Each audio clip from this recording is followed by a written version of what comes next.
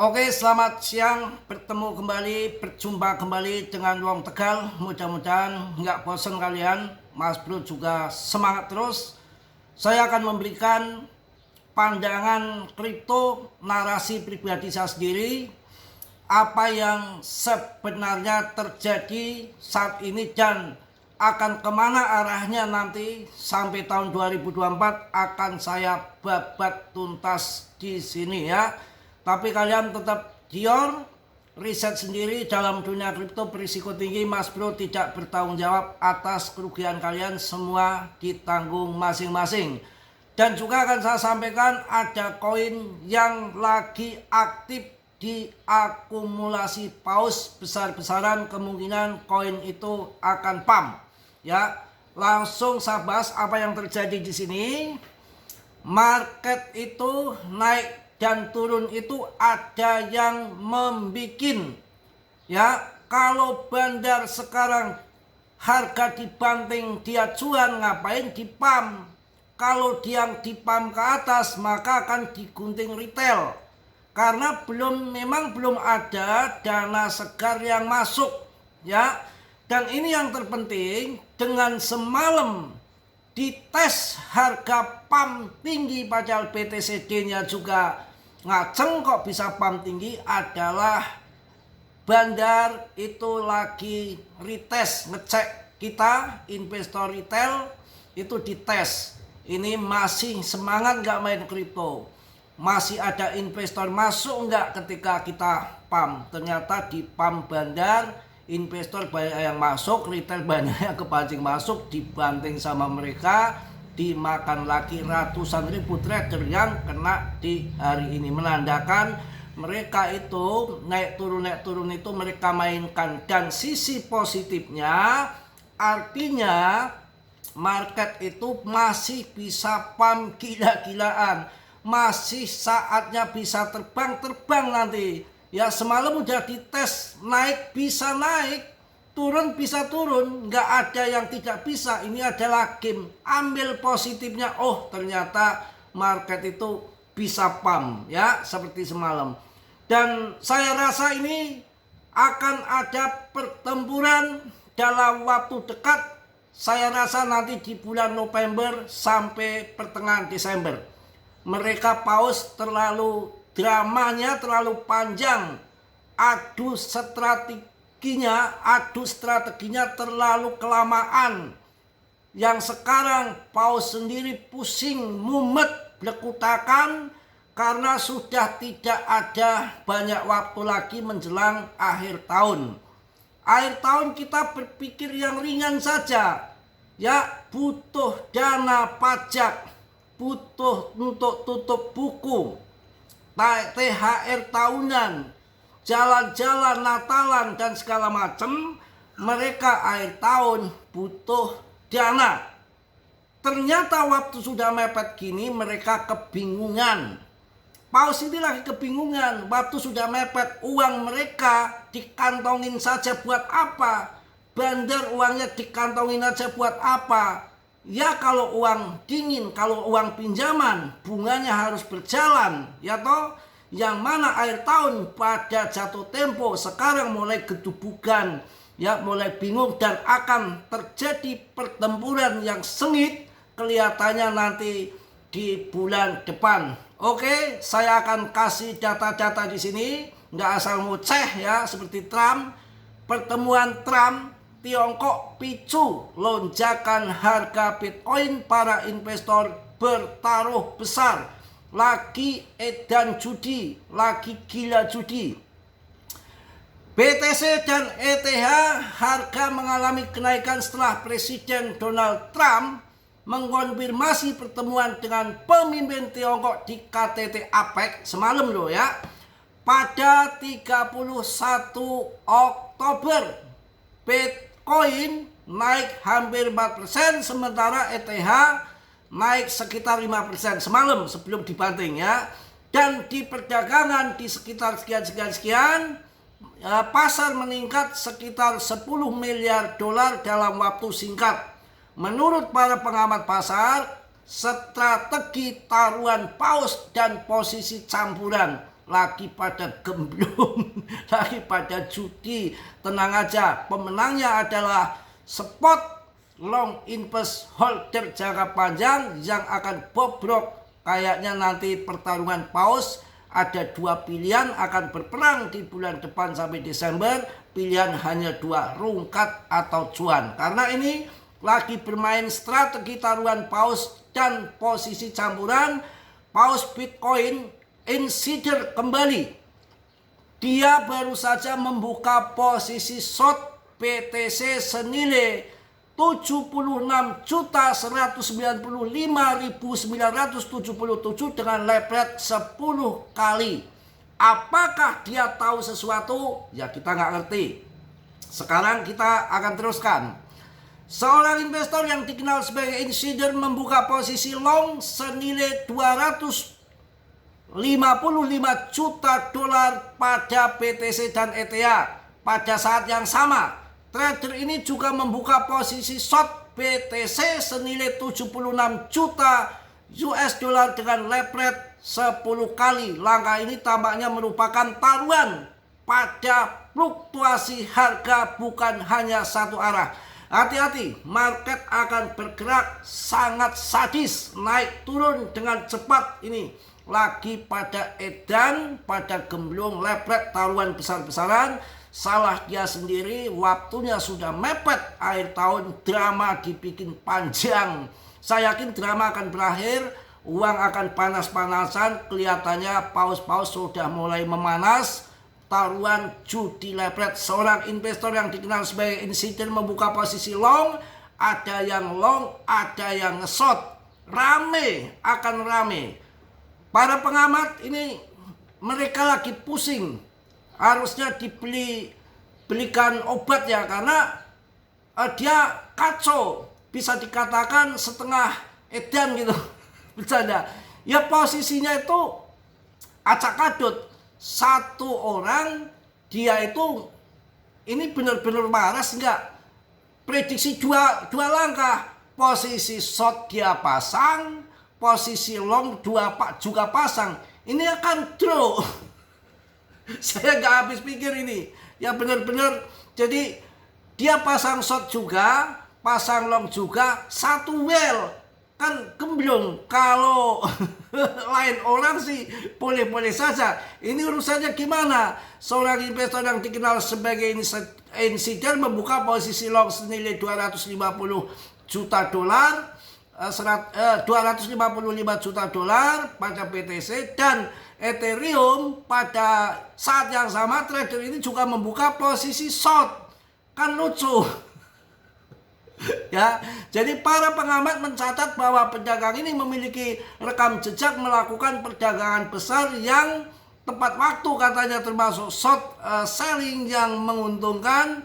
Sebelumnya identitas publik dari paus ini masih belum jelas dan motifnya sedang diteliti oleh para analis.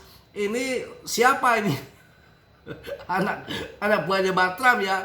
Jadi perubahan politik mendorong harga naik. Mengungkap seorang insider dengan tingkat kemenangan 100% baru saja membuka BTC dan ETH long senilai 255 juta.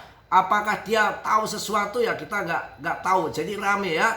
Kemudian akan saya kasih strategi yang masih sangkut ini penting bagi kalian. Ini prediksi saya, mudah-mudahan sesuai dengan prediksi. Bisa benar, bisa enggak ya. Semua risiko tanggung masing-masing.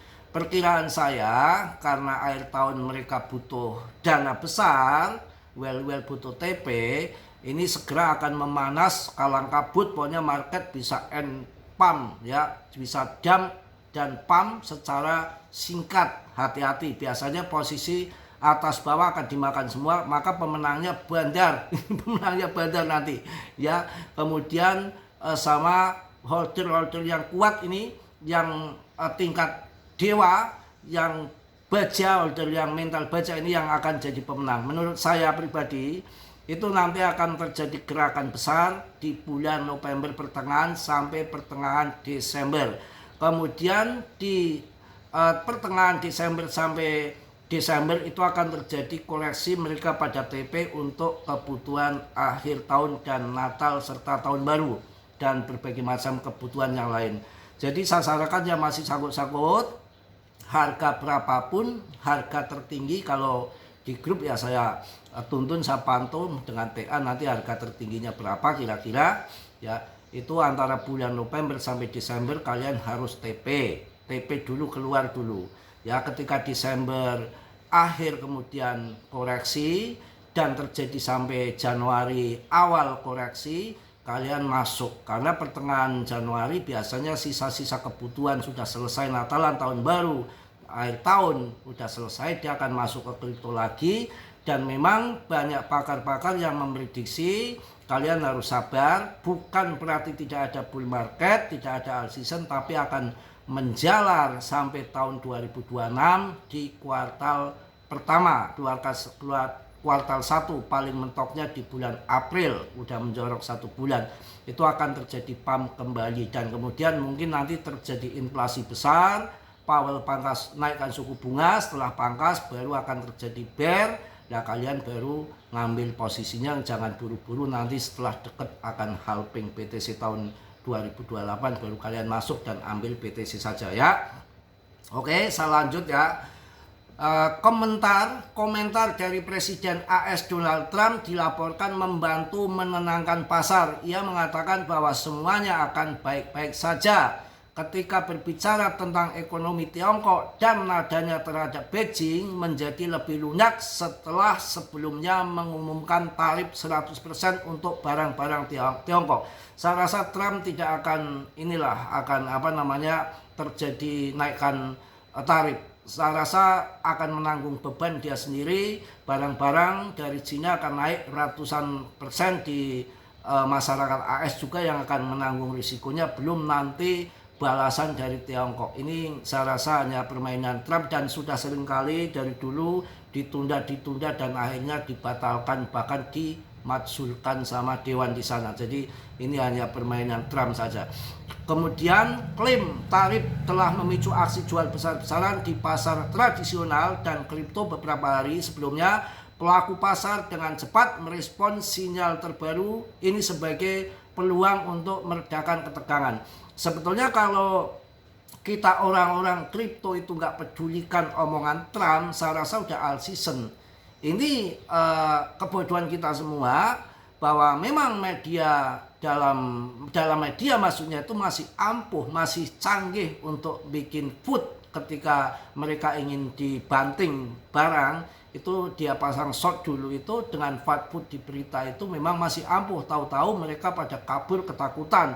Sebetulnya kalau dicuekin saja masalah Trump ini mungkin all season sudah terjadi, tapi karena mereka itu panik sell, ngikuti kepanikan dari yang diberitakan di media itu kan dia yang punya, dia yang bayar, masuk dia mau apa terserah dia, tujuannya dia. Kalau dia akan di short, masang short akan dibanting ke bawah dengan fat put. Kalau akan dinaikkan ya berita yang positif yang muncul. Itu kita harus memahami kayak begitu, tapi belum banyak orang yang memahami ya. Jadi kemudian aktivitas on-chain dan pergerakan institusional saya bahas di sini ya. Data on-chain dan catatan bursa menunjukkan aktivitas skala besar yang berkelanjutan di pasar spot ya. Bitmain melaporkan telah membeli Ethereum senilai sekitar 1,5 miliar dolar, sebuah langkah yang menunjukkan keyakinan terhadap prospek jangka panjang Ethereum. Sementara itu El Pasador juga diam-diam menambahkan 8 Bitcoin ke dalam cadangan sehingga total kepemilikan menjadi 6.355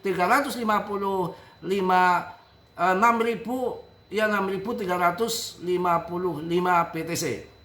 Itu yang terjadi. Dan implikasi pergerakan pasar di masa depan, laporan menunjukkan bahwa beraksi ya terhadap sinyal politik dan penyesuaian posisi oleh pemain besar. Jika retorika antara AS dan Tiongkok terus menunjukkan sinyal bersahabat, harga mungkin akan terdorong lebih tinggi dan menguji ulang level tertinggi bulanan. Namun beberapa posisi short yang besar di samping posisi long yang besar menunjukkan bahwa Volatilitas akan tetap ada. Saat ini titik data sedang dipantau secara ketat dan para pedagang menyeimbangkan antara meningkatnya posisi dan melakukan lindung nilai. Itu yang terjadi saat ini, dan saya yang terakhir akan memberikan info untuk kalian bahwa ada yang diakumulasi besar-besaran. Sekarang paus kripto diam-diam mengumpulkan Chainlink. Udah saya gembar-gemborkan dari awal Chainlink ya.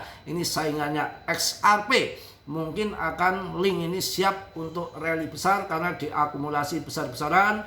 Ada 30 dompet menyimpan lebih dari 116 juta dolar dalam link ya. Gelombang pembelian agresif tengah melanda Chainlink dengan data on-chain menunjukkan bahwa para investor diam-diam mengakumulasi jutaan token meskipun terjadi gejolak pasar. Ini memang saingan daripada XRP. Menurut perusahaan analitik blockchain Locon Chain, 30 dompet yang baru dibuat telah menarik 6,25 juta link dari Binance. Wow, mantep ya, luar biasa. Kemudian berdasarkan data per 20 Oktober kemarin, salah satu dompet terbesar menarik 1,34 juta link senilai lebih dari 25 juta dolar. Sementara beberapa dompet lainnya mengumpulkan antara 3 juta dolar dan 6 juta dolar per dompet. Secara total banyak sekali, ada 116 juta link yang ditarik besar-besaran dari Binance dalam waktu-waktu kemarin.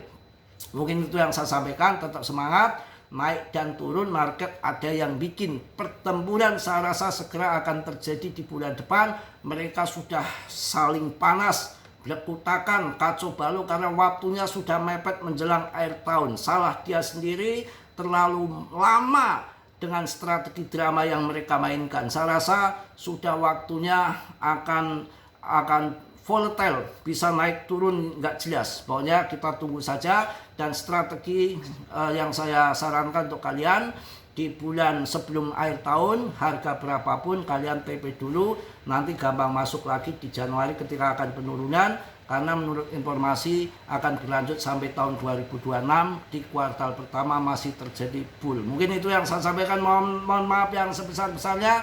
Mudah-mudahan kalian dapat mengerti, dan semua ucapan omongan saya jangan kalian telan mentah-mentah, karena dalam dunia kripto selalu saya ingatkan, berisiko tinggi. Mas Bro tidak bertanggung jawab atas kerugian kalian, semua kerugian ditanggung masing-masing. Oke, yang positif kalian ambil, yang buruk kalian tendang. Kiranya sudilah yang belum subscribe untuk meng-subscribe. Yang sudah, Mas Bro ucapkan banyak-banyak terima kasih. Salam dari Tegal Mas Bro. Wassalamualaikum warahmatullahi wabarakatuh. Cos.